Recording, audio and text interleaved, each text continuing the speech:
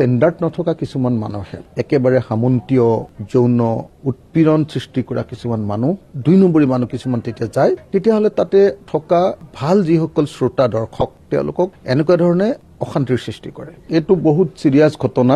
আমি ছ'চিয়েল মিডিয়াত দেখিছো যে এগৰাকী বিদেশী গাভৰুৱে মহিলাই আমাৰ অসমৰ পোষ্টমেলনৰ যিটো প্ৰগ্ৰেম আছিলে সেই প্ৰগ্ৰেমটোত তেখেতক শাৰীৰিকভাৱে অপমানিত কৰা হৈছে বুলি, মানে শাৰীৰিক নিৰ্যাতন চলোৱা হৈছে বুলি তেখেতে অভিযোগ উত্থাপন কৰিছে। এইটো বৰ দুৰ্ভাগ্যজনক ঘটনা যে অসম চৰকাৰে পোষ্টমেলনৰ প্ৰগ্ৰেমটো পাতিছে, কৈছে যে আমাৰ ইয়াত পৰ্যটন বৃদ্ধি পাব লাগে, কিন্তু কোনোবা দুষ্কৃতিকাৰীয়ে যদি মহিলাৰ গাত হাত দিয়ে আমাৰ ইয়াত পৰ্যটন বৃদ্ধি পোৱাৰ পৰিৱৰ্তে উল্টাকে পৰ্যটক আমাৰ ইয়ালৈ নহাটো কনফাৰ্ম হ'ব। সেইকাৰণে এই ঘটনাৰ মই গভীৰভাৱে নিন্দা কৰিছো।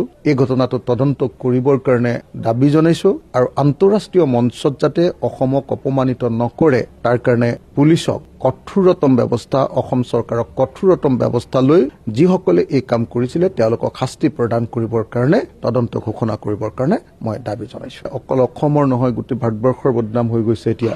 একচুৱেলি এটা কনচাৰ্টত, এটা ডাঙৰ প্ৰগ্ৰেমত পুৰুষ মহিলাই সকলো একেলগে থাকে, আন্ধাৰত থাকে, চাহ পোহৰত থাকে, ইজনৰ গাত সিজনৰ গা লাগি থাকে, একেলগতে ডান্স কৰে, নাচে। সেই অনুষ্ঠানত ষ্টেণ্ডাৰ্ড নথকা কিছুমান মানুহে একেবাৰে সামন্তীয় যৌন উৎপীড়ন সৃষ্টি কৰা কিছুমান মানুহ ২ নম্বৰী মানুহ কিছুমান তেতিয়া যায়, তেতিয়াহ'লে তাতে থকা ভাল যিসকল শ্ৰোতা দৰ্শক তেওঁলোকক এনেকুৱা ধৰণে অশান্তিৰ সৃষ্টি কৰে। এইটো হ'ল মই ভাবো যে কিছুমান ছাবষ্টেণ্ডাৰ্ড অসমীয়াৰ কাম বা ছাবষ্টেণ্ডাৰ্ড ভাৰতীয় মানুহ কাৰোবাৰ কাম, যিটো বৰ দুৰ্ভাগ্যজনক ঘটনা। এনে ঘটনাই অসমৰ প্ৰতি অসন্মান আনিছে।